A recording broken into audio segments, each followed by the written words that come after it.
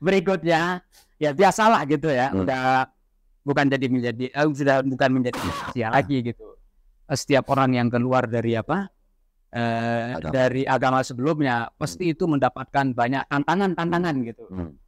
Nah, apakah Dondi itu mengalami juga seperti apa yang dialami oleh teman-teman kita yang lain gitu, yang memeluk agama Islam?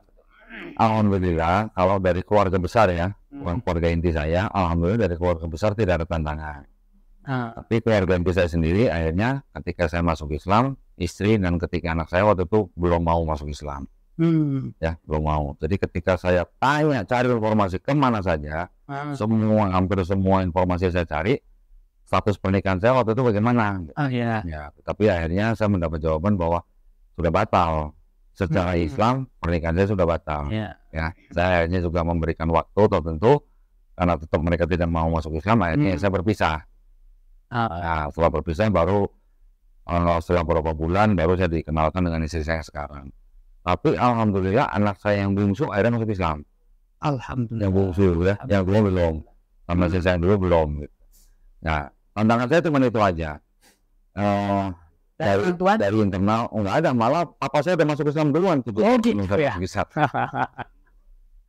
Nah, jadi pada waktu saya melihat papa saya masuk Islam tuh saya berpikir gimana ceritanya gitu, papa saya sudah begitu taat dengan agama sebelumnya kok masuk Islam gitu. Nah ya jadi akhirnya makanya saya jadi mulai mengamati Islamnya. Tapi waktu saya mengamati yang saya amati Muslimnya bukan Islamnya gitu. Ya tapi alhamdulillah semuanya sudah lewat. Sekarang saya sudah menjadi mantan kafir. Udah luar biasa itu. Yughfar lahum ma salaf. Semua yang telah lewat itu udah insya Allah diampuni oleh Allah Subhanahu Wa Taala. Itu luar biasa itu. Ya itu yang paling itu yang paling menguatkan ya. Itu yang paling menguatkan buat seorang yang baru masuk Islam. Ketika dia masuk Islam, insya Allah semua dosanya dihapuskan. Tapi pahalanya tetap jangan dibuang. Itu yang menguatkan Islam ya. Pahala-pahala yang artinya kebaikan-kebaikan sudah dilakukan masa sebelum sebelum masuk Islam dicatat seperti Islam. Dosanya dibuang. Tapi insya Allah Islamnya harus baik gitu.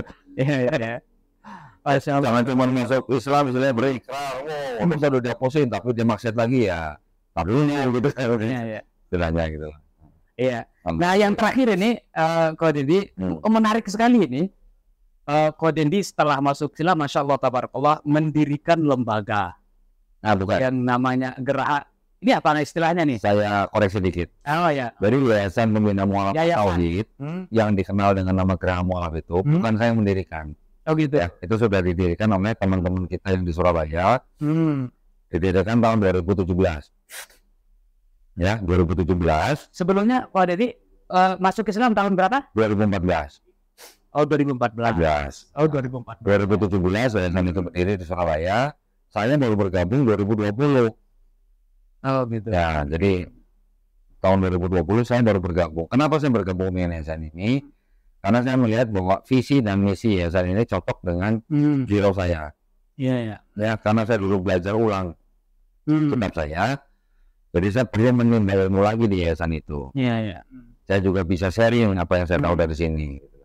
Nah, alhamdulillah saya diamanahkan menjadi ketua litbang di yayasan itu. Sehingga saya diberi tantangan oleh yayasan itu. Pak Dondi setahun harus minimal 2 kali berdebat dengan pendeta. Oh, iya. Berdebatnya tatap muka ya, bukan online ya.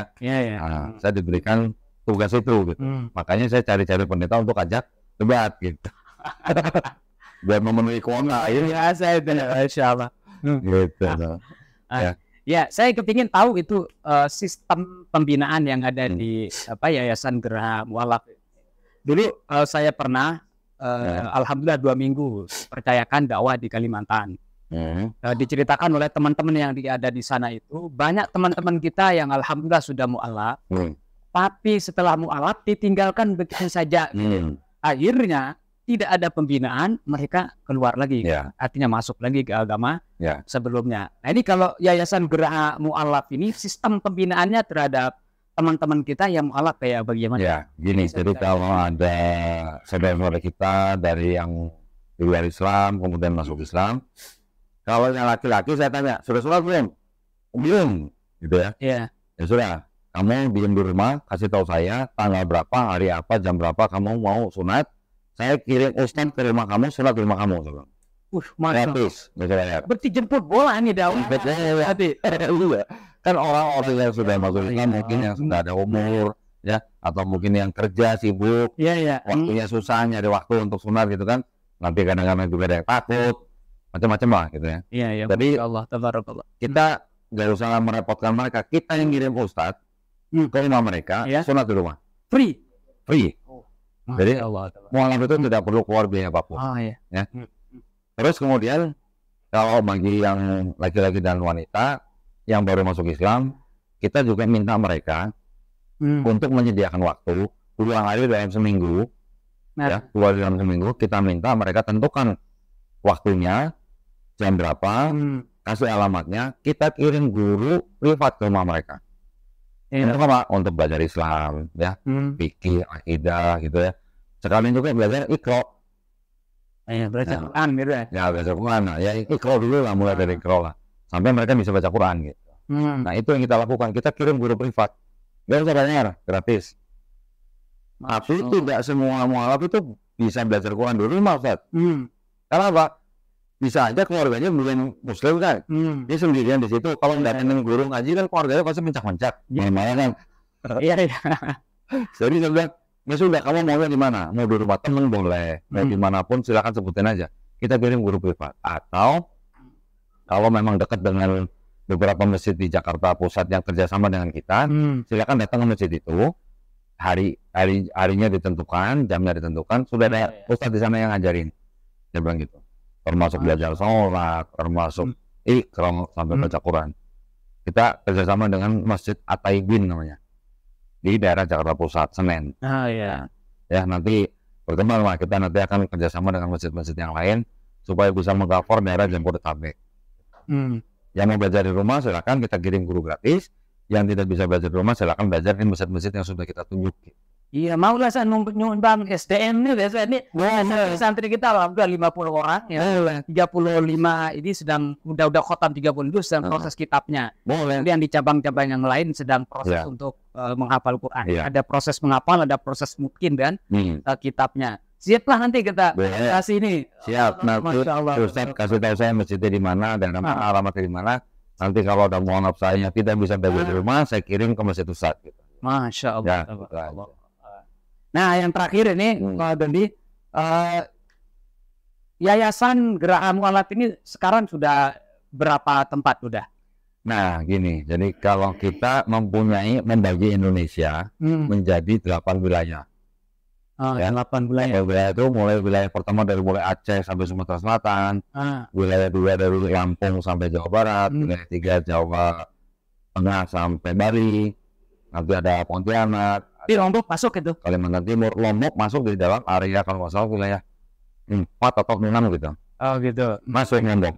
Nanti ada Makassar, ada Manado, ada Maluku dan Papua. Iya. Malah yang paling banyak membina mualaf malah di Papua, Sat. Kira-kira 600 mualaf yang kita bina. Masya Allah, tabarakallah. Saya pembina mualaf itu juga seorang mualaf juga. Iya, sudah mengalami gitu kan. Sudah pernah di sono gitu. Kalau Rasul itu kan biasa begitu, wa ma arsalna rasulan bi lisani qaumi. Aku tidak mengutus Rasul itu kecuali dengan bahasa kaumnya. Kayaknya lebih pas mereka kan kayaknya dengan membina ya. Mereka istilahnya sudah tahu lah. Iya, tahu tradisi budaya. Ya. Masya Allah gitu. Terima kasih banyak ini. Sama-sama. Allah Rabbi jaza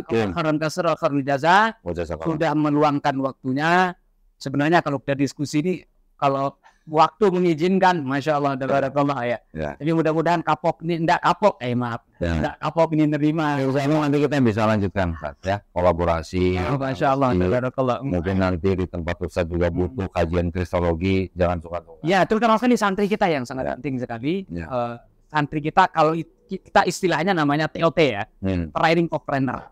Kita kader mereka justru mengkader orang apa kami juga mengenalkan kristologi ini selain ke masjid-masjid juga ke pondok pesantren. Itu juga ke kampus-kampus.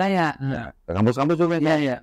Alhamdulillah saya juga diamanahkan menjadi dosen di Sekolah Tinggi Ilmu Dakwah Muhammad Nasir. Ya, kita tahu ya tokoh almarhum Muhammad Nasir bagaimana kiprahnya kan. Alhamdulillah juga kan. Nah, yang di STID Muhammad Nasir ini mereka juga kan menerima mahasiswa itu 2 tahun pertama mereka mondok di STID. Tapi 2 tahun kedua mereka harus keluar dari kampus itu. Taruh masjid masing-masing, menjadi marbot, menjadi imam. Gitu. Nah, ketika mereka di masjid-masjid itu mereka diberikan kelas kristologi. Kenapa? Supaya nanti ketika mereka pulang ke tempat mereka masing-masing, mereka sudah punya ilmu kristologi. Karena kita berhadapan nanti dengan itu. Jadi ketika dari mulai kelas atau mulai semester, saya biasa datang ke kampus, perkenalan biasalah gitu ya. Tapi pertemuan kedua dan seterusnya saya suruh mereka datang ke sini. Jadi ini meja geser, mereka duduk di bawah semua. Nah, saya ngajar tinggal buat kitab, baca nih kitab, baca gitu aja. Insyaallah.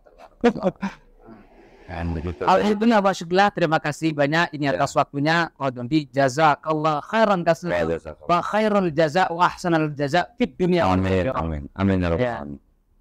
Ya, alhamdulillah para pemirsa, itulah perbincangan kita, masya Allah tabarakallah, yang sangat luar biasa. Mudah-mudahan bermanfaat. Mudah-mudahan bagi kita yang muslim semakin iman kita semakin mantap.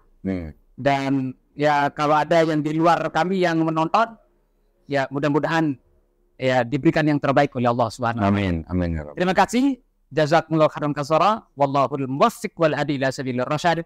Wassalamualaikum warahmatullahi wabarakatuh. Waalaikumsalam warahmatullahi wabarakatuh. Alhamdulillah. Terima kasih banyak. Namanya orang Bali.